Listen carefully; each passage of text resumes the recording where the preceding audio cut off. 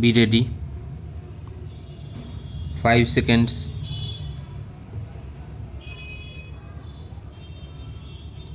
Start. I am honored to be present here with President and Secretary General and other leaders at the launch of the Union Democracy Fund. This was proposed by President at the UN General Assembly last year and has received widespread acclaim. Its relevance is underscored by its becoming a concrete reality in just a year's time. May I take this opportunity to express our solidarity with the people of New Orleans and other regions devastated by the destructive fury of Hurricane Katrina. Mr. President, you have our sympathies and support in your efforts to bring relief from pain to the people affected by this disaster. Excellencies, India is proud of its democratic heritage, which is rooted in the country's cultural traditions of tolerance, respect for different viewpoints, and a ready embrace of diversity. Mahatma Gandhi led us into a non-violent struggle not only to free India from colonial rule but to also ensure to our people the exercise of their democratic rights.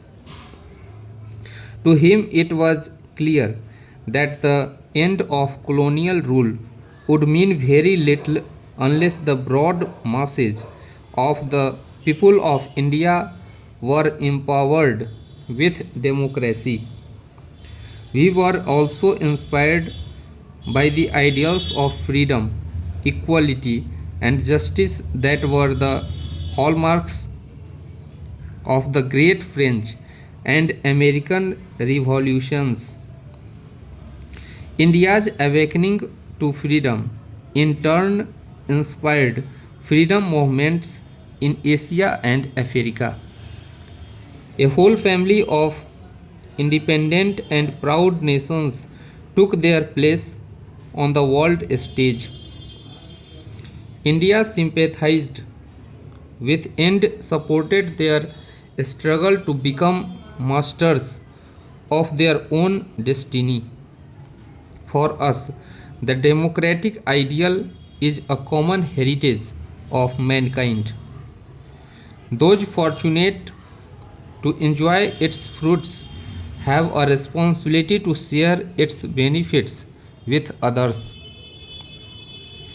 As the world's largest democracy, it is natural that India should have been among the first to welcome and support the concept of UN Democracy Fund.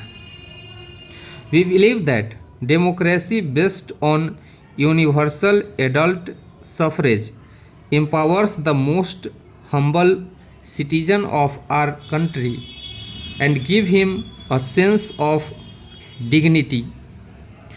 Poverty, illiteracy, or socio-economic backwardness do not hinder the exercise of democracy.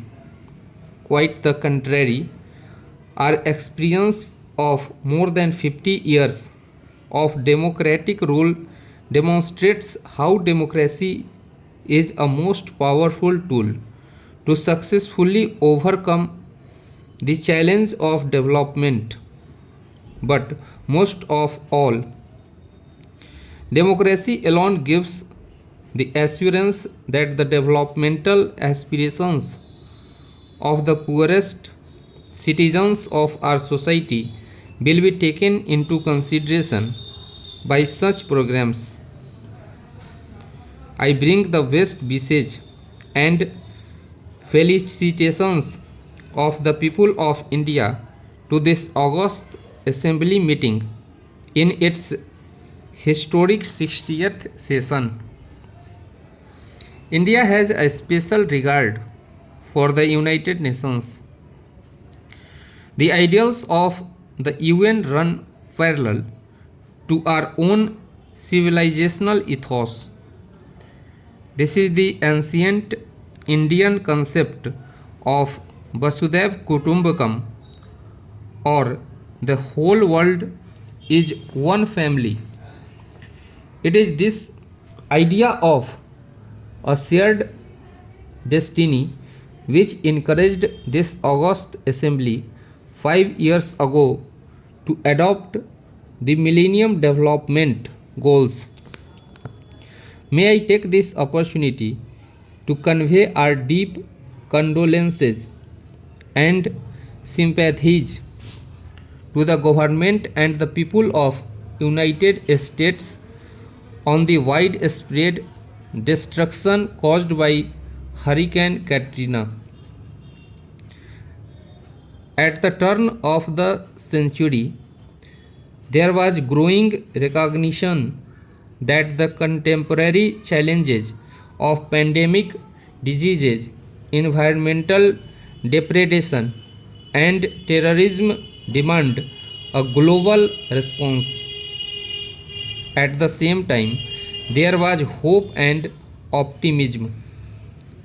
The world community welcomed advances in science and technology which made it possible as never before in human history to confront these challenges. We had confidence in mobilizing the collective will and wisdom of nations to herald a new era of peace and prosperity. 5 years later, we find that the international community is generous in setting goals, slow in pursuing them. We must therefore make greater efforts to mobilize the needed resources to meet the Millennium Development Goals. This would be a wise investment for the future. Failure will only make our task in the future more difficult and more costly. We in the developing world face a dual challenge: the domestic one of managing political, economic, and social change in an environment of rising expectations and growing disparities, as well as the global challenge of securing an international environment conducive to meeting our developmental aspirations. These challenges are interlinked, and success or failure will affect us all.